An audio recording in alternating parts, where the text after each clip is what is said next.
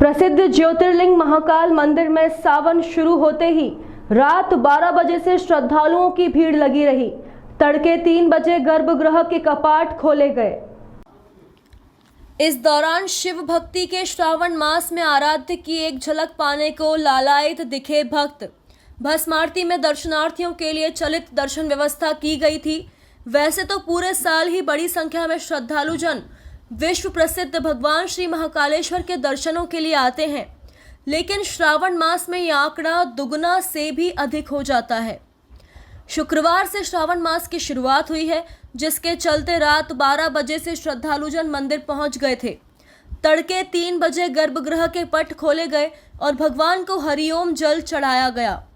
इसके बाद दूध, दही, घी, शहद, फलों के रस से भगवान महाकाल का पंचामृत अभिषेक हुआ। अभिषेक पूजन के उपरांत भांग और सूखे मेवे से भगवान का आकर्षक श्रृंगार किया गया। भगवान के इस निराकार से साकार रूप को देखने के लिए हजारों भक्त मंदिर में उपस्थित थे। किसी ने इस दृश्य को साक्षात देखा तो किसी ने मंदिर परिसर में लगी हुई LED स्क्रीन पर। पूजन श्रृंगार की प्रक्रिया पूरी होने के बाद भगवान महाकाल को भस्म अर्पित की गई। महानिर्वाणी अखाड़े के महंतों ने भगवान महाकाल को भस्मीभूत किया।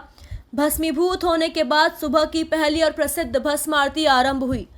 घंटे, घड़ियाल, झांझ, मंजीरे और शंख ध्वनि के बीच सृष्टि के अधिपति की आराधना की गई। ये दृश्य मंदिर में उपस्थित जिस भी धर्मालु ने देखा, उसने खुद को सौभाग्यशाली माना। बाबा को तो सदा ही दिव्य स्वरूप है, क्योंकि उनके स्वरूप की कोई भी किसी प्रकार की भी कल्पना से भी ऊपर होता है। फिर भी आज भगवान के ऊपर जो श्रृंगार था वो विजया श्रृंगार था, और उसमें विशेष करते आज भगवान चंद्रमा धारण कर आए थे। रजत चंद्रमा उन पे धारण थे, दिव्य स्वरूप के दर्शन थे। श्रावण मास का प्रथम दिन है, ये शिव का महीना है। इस शिव के मास में शिव भक्त लोग भगवान के लिए, शिव के लिए अपना तन, मन, धन न्यौछावर करने के लिए तैयार रहते हैं। संकल्प लेते हैं।